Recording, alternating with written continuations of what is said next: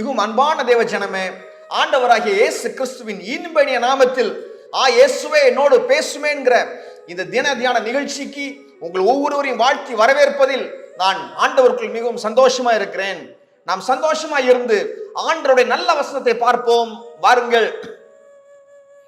சங்கீதம் 41:2 அதன் முன்பகுதி. கர்த்தர் அவனை பாதுகாத்து அவனை உயிரோடே வைப்பார்.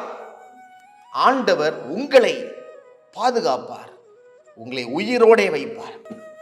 உங்களை மாத்திரமல்ல, உங்க பிள்ளைங்க, பெற்றோர் எல்லாரையும் ஆண்டவர் பாதுகாத்து உயிரோடே வைப்பார். நீங்க நோயினால அவஸ்தைப்பட்டு கொண்டிருக்கிறீர்களா? எல்லாம் உங்களுக்கு தெரிஞ்சவங்க யாரும் நோயினால வருத்தப்படுறாங்களா? ஆண்டவர் அவங்களை பார்த்து சொல்லுகிறார், உங்களை பாதுகாப்பார், உங்கள் ஜீவன் போகாது, உங்களை உயிரோடே வைப்பார். ஹல்லேலூயா.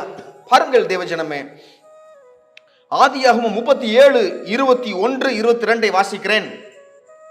ரூபன் அதை கேட்டு அவனை அவர்கள் கைக்கு தப்புவித்து அவனை அவன் தகப்பனிடத்திற்கு திரும்பவும் கொண்டு போக மனதுள்ளவனாய் அவர்களை நோக்கி, அவனை கொல்ல வேண்டாம், நீங்கள் இரத்தம் சிந்தலாகாது, நீங்கள் அவன் மேல் கை வையாமல் அவனை வனாந்தரத்தில் உள்ள இந்த குழியிலே போட்டு விடுங்கள் என்று சொல்லி, இவ்விதமாய் ரூபன் அவனை அவர்கள் கைக்கு தப்புவித்தான்.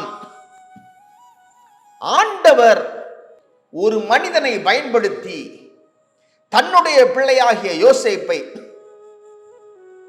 அவருடைய சகோதரருடைய சூழ்ச்சிகளில் இருந்து அவருடைய உயிர் பிழைக்க வைத்து அவரை அவருடைய டெஸ்டினேஷனுக்கு அனுப்புகிறார், இலக்கை நோக்கி அனுப்புகிறார். ரூபனுக்கு என்ன ஆசை? யோசேப்பை எப்படியாச்சும் காப்பாத்தி தான் அப்பா கிட்ட கூட்டு போயிடணும்னு ஆசை. ஹல்லேலூயா. ஆண்டவர் சொல்றாரு, உனக்கு அவனை காப்பாற்றணும்னு ஆசை இருக்குது, அப்பாட்ட கூட்டு போகணும்னு ஆசை இருக்குது. உன்னை காப்பாற்ற செய்வேன், நீ அப்பாட்ட கூட்டு போக முடியாது. அவனை நான் எகிப்திற்கு கூட்டு போய் அங்கு அதிபதியாக்க வேண்டும். ஹல்லேலூயா. அப்போ ரூபனை கொண்டு ஆண்டவர் ஒரு திட்டம் வைத்திருக்கிறார். அந்த திட்டத்தை யோசேப்புடைய வாழ்க்கையில் ஆண்டவர் நிறைவேற்றுகிறார். எப்படி நிறைவேற்றுகிறார்? அவரை பாதுகாப்பதற்காக, சகோதரருடைய பிளான்ஸ்ல இருந்து விடுவிப்பதற்காக பயன்படுத்துகிறார். ஹல்லேலூயா. இப்ப குடியில போட்டுட்டாங்க. ரூபன் நினைக்கிறாரு, கொஞ்ச நேரம் கழிச்சு அவன் அப்படியே அப்பாட்ட கூட்டு போயிரும் நினைச்சிட்டு இருக்காரு. அப்பொழுது வந்தார்கள் மீதியானிய கூட்டம். ஹல்லேலூயா. மெர்ச்சன்ட்ஸ்ல வந்தாங்க. வந்தவர் எகிப்துக்கு கொண்டு போய் ஒரு பர்டிகுலர் வெள்ளி காசுக்கு அவர் வித்துட்டாங்க. ஹல்லேலூயா. 20 வெள்ளி காசுக்கு வித்துட்டாங்க. பாருங்க. அப்போ யோசேப்புடைய ஜீவனை காப்பாற்றுகிறார் இந்த ரூபன். அதை அறியாத தகப்பனார், யாக்கோபுக்கு அது தெரியாது, அவர் ரூபன் செய்த ஒரு தவறுக்காக அவரை சபிக்கிறார். ஹல்லேலூயா. ஆனா ஆண்டவர் அதை ஞாபகம் வைத்து மோசேயின் வாயின் வழியாய் ரூபனை ஆசீர்வதிக்கிறார். மோசே ஆசீர்வதிக்கிறாரு ரூபன் கோத்திரத்தை. பாருங்க, உபாகமம் 33:6, ரூபன் சாவாமல் பிழைப்பானாக, அவன் ஜனம் கொஞ்சமாய் இராது என்றான். அப்போ யோசேப்ப ஒரு கோத்திரமாக மாற்றுவதற்கு ரூபன் தான் காரணமா இருந்தாரு. ஹல்லேலூயா. ஆனா அவர் கோத்திரம் ஒண்ணுலாம் ஆகி போயிடக்கூடாது, அதனால மோசே ஆசீர்வதிக்கிறார். ஹல்லேலூயா. ஆமா, ரூபன் பிழைப்பானாக என்று சொல்றாரு. ஹல்லேலூயா. ஆண்டவர் சில பாத்திரங்களை பயன்படுத்துவார் உங்களை தப்புவிப்பதற்கு. ஏன் பயன்படுத்துறாரு? உங்களுக்கும் நன்மை உண்டாகும், உங்களுக்கு ஹெல்ப் பண்ற அவங்களையும் ஆண்டவர் ஆசீர்வதிப்பார். ஹல்லேலூயா. பாருங்கள் தேவஜனமே, 1 சாமுவேல் 19:10 வாசிக்கிறேன். அப்பொழுது சவுல் தாவீதை ஈட்டியினாலே சுவரோட சேர்த்து உருவ குத்தி போட பார்த்தான்.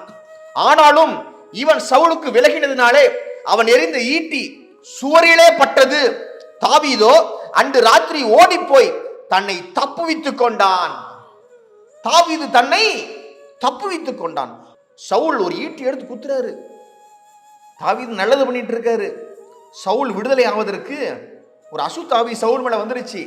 அவருக்கு விடுதலை வாங்கி கொடுப்பதற்கு மியூசிக் போட்டுட்டு இருக்காரு. அப்படிப்பட்ட தாவீது மேல ஈட்டி எறிகிறாரு. தாவீது கையில மியூசிக்கல் இன்ஸ்ட்ருமெண்ட், சவுல் கையில ஈட்டி எறிகிறாரு. அப்படியே நகண்டாரு. ஹல்லேலூயா. எவ்வளவோ கண்ணிகள், பில்லி சூனியம், ஏவல் உங்களுக்கு எதிராக வைத்தாலும் அவைகளுக்கு ஆண்டவர் உங்களை விலக்கி பாதுகாப்பார். அவைகள் உங்கள் ஜீவனை எடுக்காது. அவைகளிலிருந்து ஆண்டவர் உங்களை தப்புவித்து உயிர் பிழைக்க செய்வார். ஹல்லேலூயா.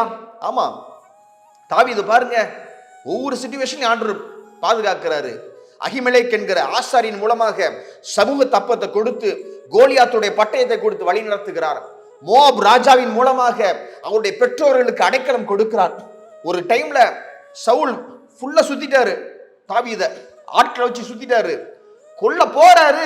அங்க ஒருத்தர் நியூஸ் கொண்டு வர்றான், பெலிஸ்தர்கள் தேசத்துக்கு வந்து விட்டார்கள் யுத்தம் பண்ண, சவுல் ராஜாவே நீர் வாரும் சொன்னோன்னு போயிட்டாரு. தாவீது தப்பிச்சிட்டாரு. ஹல்லேலூயா. இப்படி உங்களையும் ஆண்டவர் பாதுகாத்து உங்களை உயிர் பிழைக்க செய்வார். உங்கள் உயிர் உங்களை விட்டு போகாது. நீங்கள் நீடி ஆயுசோடு வாழ்ந்து நித்திய ஜீவனை பெற்றுக்கொள்வீர்கள் என்று சொல்லி ஆண்டவர் உங்களை இந்த காலை நேரத்தில் ஆசீர்வதிக்கிறார். தேவஜனமே, நீங்கள் சாவாமல் பிழைத்திருப்பீர்கள். நாம் ஜெபிப்போம் வாருங்கள். ஆண்டவரே, நீ நல்லவராய் இருப்பதற்காக உமக்கு ஸ்தோத்திரம் அப்பா. தடைகளை விலக்கி எல்லா நோய்களையும் சுகமாக்கி ஆண்டவரே, கடன் பிரச்சனைகளை மாற்றி விடுதலையை கொடும் என்று சொல்லி ஜெபிக்கிறேன். உயிரை காத்துக்கொள்ளும் என்று சொல்லி ஜெபிக்கிறேன். சாவாமல் பிழைக்கட்டும் என்று சொல்லி ஜெபிக்கிறேன். பாதுகாவலை கட்டளிடும் என்று சொல்லி ஜெபிக்கிறேன் அப்பா.